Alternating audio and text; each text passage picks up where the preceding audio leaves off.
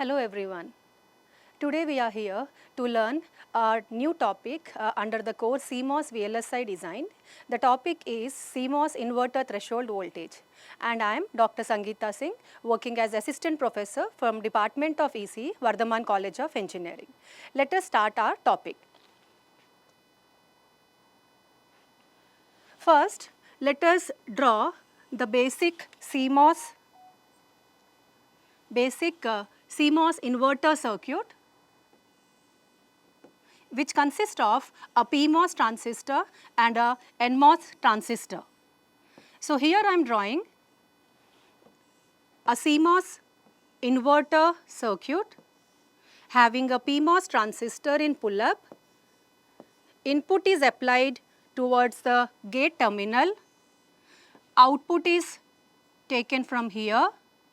This is the source of PMOS, which is connected to positive power supply VDD, and NMOS source is connected to ground.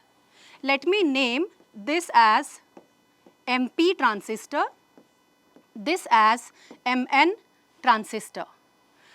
I'll mark the terminals of the transistors now. This is source of PMOS, gate of PMOS, drain of PMOS. Next, similar way I am doing it for NMOS, drain of NMOS, gate of NMOS, and source of NMOS. This is how our CMOS inverter looks like. Now let me came in, madam.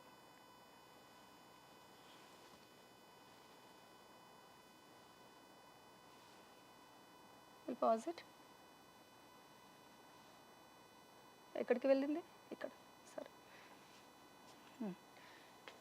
This is our CMOS inverter. As I said, having a PMOS transistor in pull-up, NMOS transistor in pull-down, and this is how the terminals have been marked. Now, when we take the DC characteristics of CMOS inverter, let me quickly draw it for you. A DC characteristics of CMOS inverter is drawn between the x-axis, that is V in, and y-axis is V out. On both the axes, my maximum voltage will be the supply voltage VDD. Just to have an understanding of what is meant by inverter threshold voltage. Now, somewhere here I will be having a midpoint, and that midpoint voltage is represented by Vi or Vm. So, this is the voltage that is said to be the inverter threshold voltage. Now, let me draw the line so that you clearly understand. The point when input and output both are equivalent, that is known as the midpoint voltage, or in other words, it is also called as the threshold voltage of the CMOS inverter. Now, what are the voltages? Other voltages I have, this is how a basic CMOS inverter curve goes through. Whenever there is a transition from one level to the other level, this part on x-axis is known as VIL. That is the input low voltage. Similarly, whenever there is a transition here, I will mark it as VIH.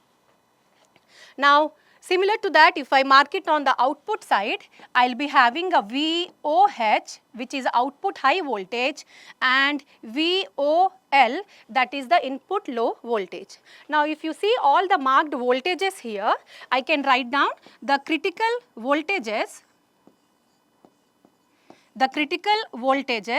of CMOS inverter. I am writing it down together. What are the important voltages that you are seeing it? On the y-axis, I am seeing VOH, which is said to be output high voltage. Then I have VOL, which is output low voltage. Now, if I see the x-axis now, I can write it down as VIL, that is input low voltage. Now, if I see the x-axis, I can write down the voltages as input low voltage. Then I have VI, which is our voltage of interest, which is threshold voltage of inverter, and VIH. This is the basic DC characteristics of CMOS inverter circuit, where I have drawn the x-axis is input and y-axis is my output set. And these 5 set of voltages that I have marked here, these are said to be the critical voltages. Now, let us move on for the topic of our interest, that is inverter threshold voltage, that is said to be VI, and from the curve what do we understand? It is a VI where Vin is equal to Vi, and that I am writing it down as Vi. So, this is what is the inverter threshold voltage relation that I can get it from the DC characteristics. Now, to move further, let me draw so that I will draw quickly the voltage, the CMOS inverter, and I will mark here the same things that we have done it in the previous slide. This was S, G, D, drain, gate, source, MN, MP. Now, the condition that we have taken is Vin is equal to Vout is equal to Vi. Vin is equal to Vout is equal to Vin is equal to Vout is equal to Vi. This is what is my primary condition for the inverter threshold voltage. Now, to find the expression for Vi, let us determine the operating regions of my transistors MP and Mn, because based on that I have to decide whether I have to use the saturation current expression or non-saturation current expression. So, let us start with our Mn transistor. I am starting with my NMOS transistor Mn. So, for Mn, I have to take VGS voltage, because the gate to threshold source voltage, and that is written as Vg minus Vs. So, from our NMOS, if I see here, this is gate source. So, input minus Vg is input minus S is connected to 0. So, what am I getting now? VGS is equal to input, and from our base condition, it is equal to Vi. This is what is my first conditional voltage for VGS. Similarly, let me take VDS, the drain to source voltage of NMOS transistor. So, according to our logic, VDS will be VD minus Vs.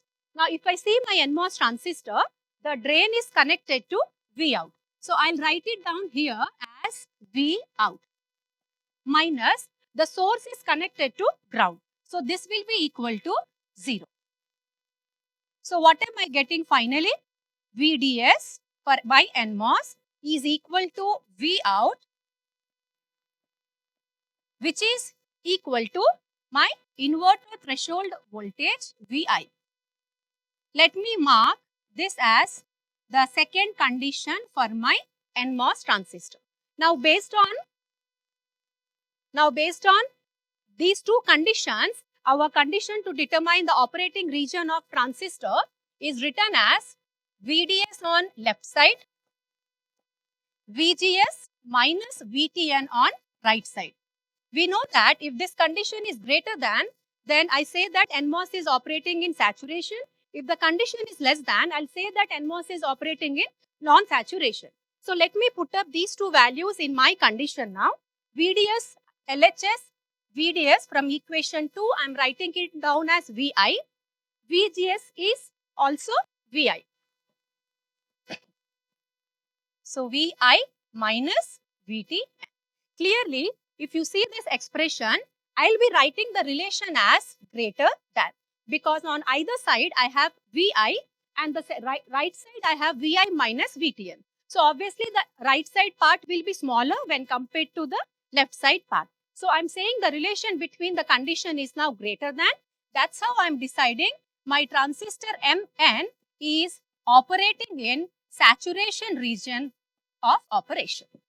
So we got to know that our Mn transistor is in saturation. This is one point of interest. Similar to this, we have to do the analysis for the PMOS transistor as well.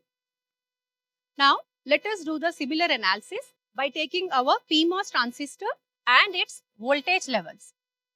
So, I am writing my transistor as MP. Because PMOS is opposite of NMOS, the voltage conditions will be reversed now. So, instead of VGS, I will be writing here VSG for the PMOS transistor.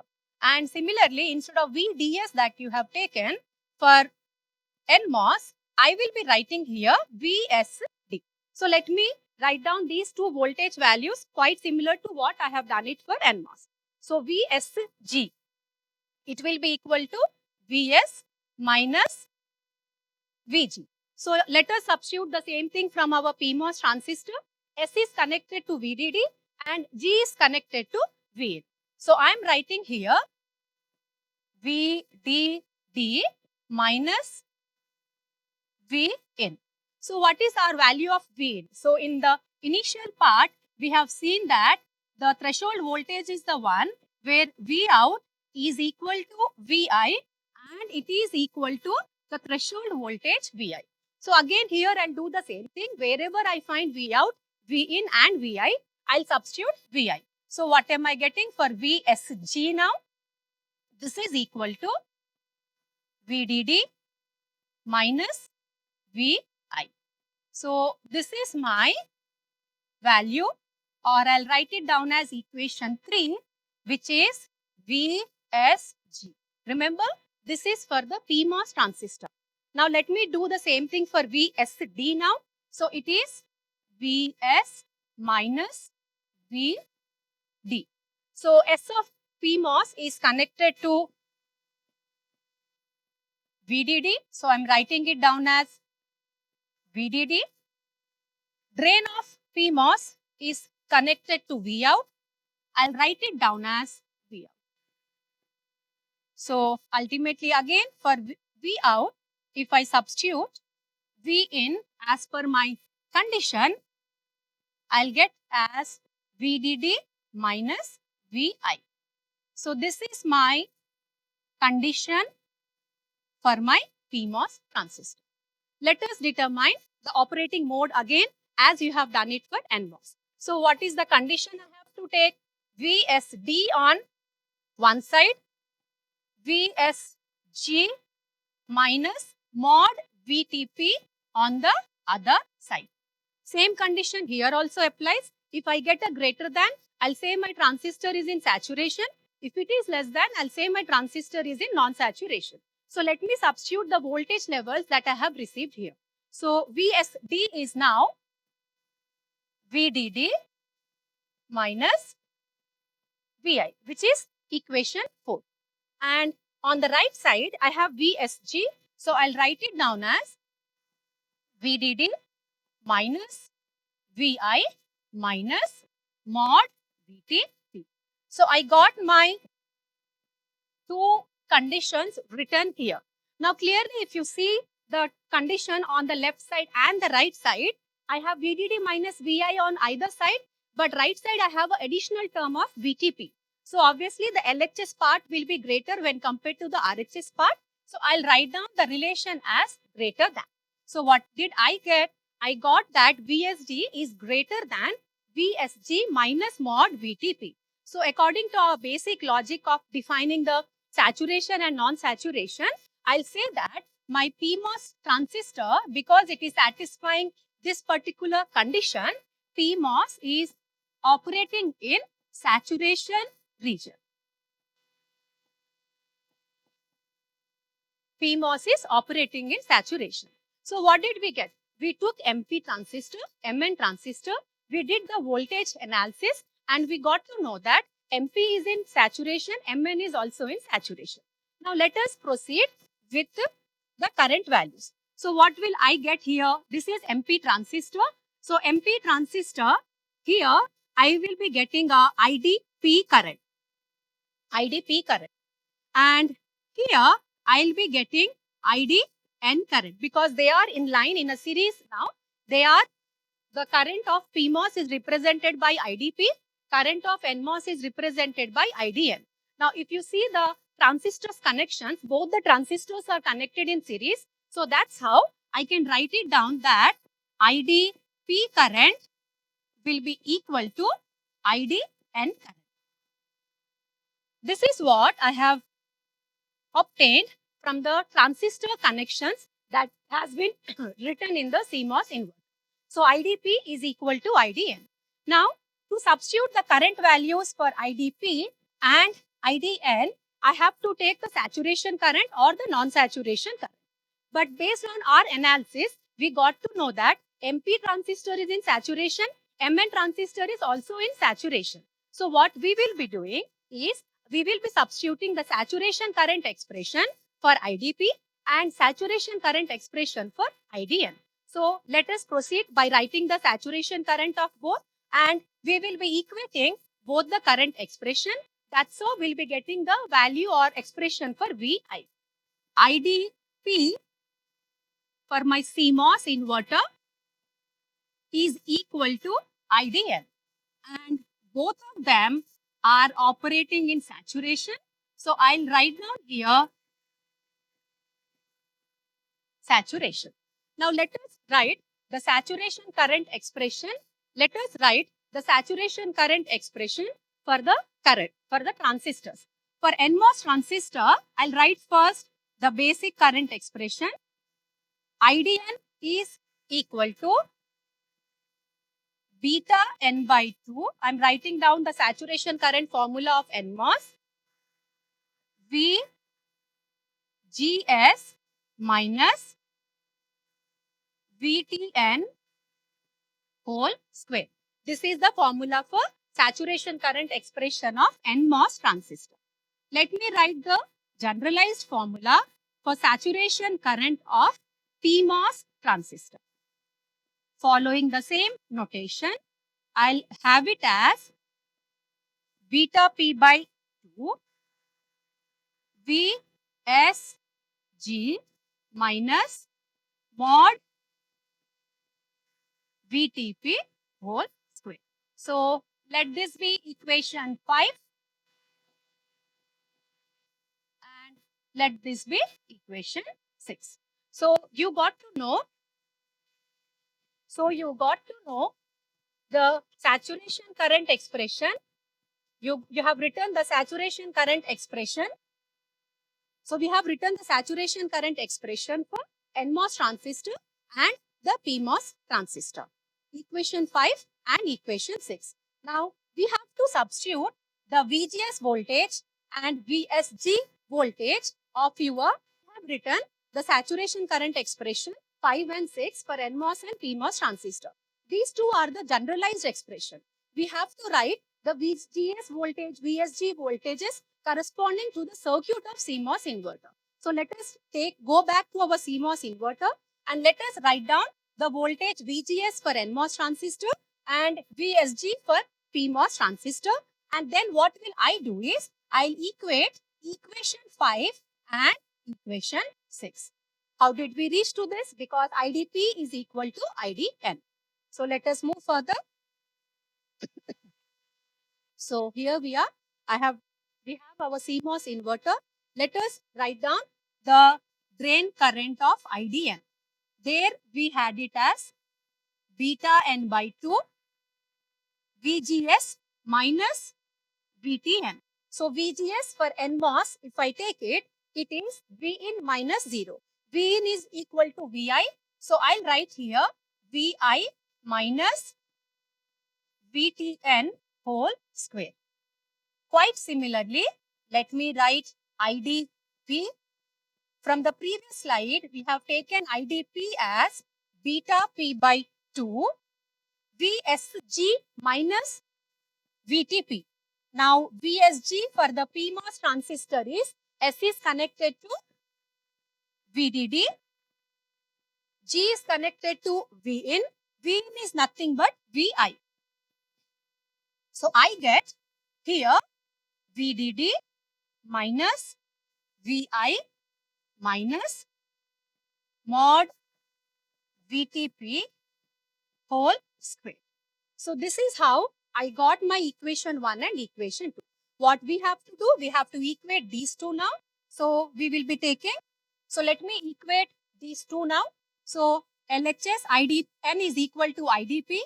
So I'll be writing beta n by 2 into Vi minus VTN whole square is equal to beta P by 2 VDD, this one, VDD minus Vi minus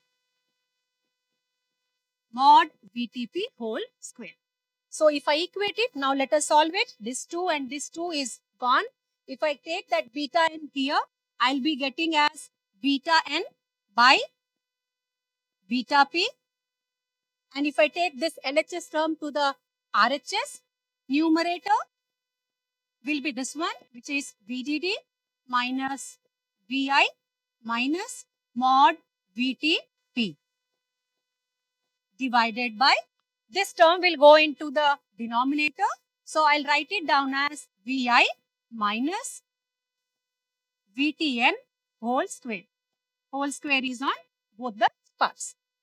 Now, when I remove this square and it goes to the other side, it becomes square root. So what I can do is, I can remove this square from here. I'm removing the square. That's how here LHS I'm getting a beta n. Now simplify this to get an expression for what? Vi, which is our inverter threshold voltage. So upon simplification, I'll be getting inverter threshold voltage from this expression as VDD minus mod VTP plus root of beta n by beta P into VTN divided by 1 plus root of beta n by beta P. This is what is my formula for threshold voltage of CMOS inverter circuit. Let me write it more clearly. So what did we get? My inverter threshold voltage, if I rewrite my expression, Vi is equal to VDD minus mod VTP plus root of beta n by beta P into VTN divided by 1 plus root of beta n by beta P. This is what is my inverter threshold voltage value. Now you can take up different conditions, like suppose you want equal PMOS and NMOS transistor. So for that case, I'll be taking the condition as beta n is equal to beta P.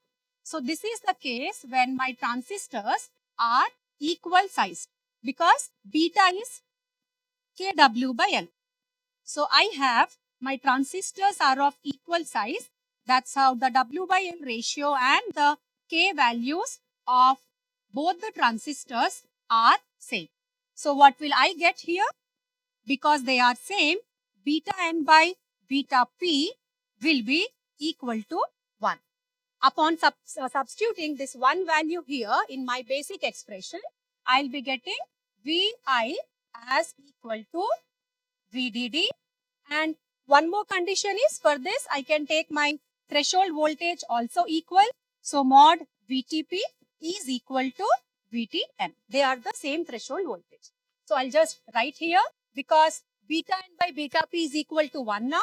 So I'll be getting only VTN as my term divided by 1 plus root of beta n by beta P, which is again 1. So 1 plus 1 is 2. Now, because the threshold voltages are same, the plus VTN and minus VTP will be cancelled, and my inverter threshold voltage for the case when my transistors are of equal size, I get it as VDD by 2. So, I get the exact midpoint as my inverter threshold voltage under the condition when my transistors are of equal size and they are having the equal threshold voltage VTP equal to VTN.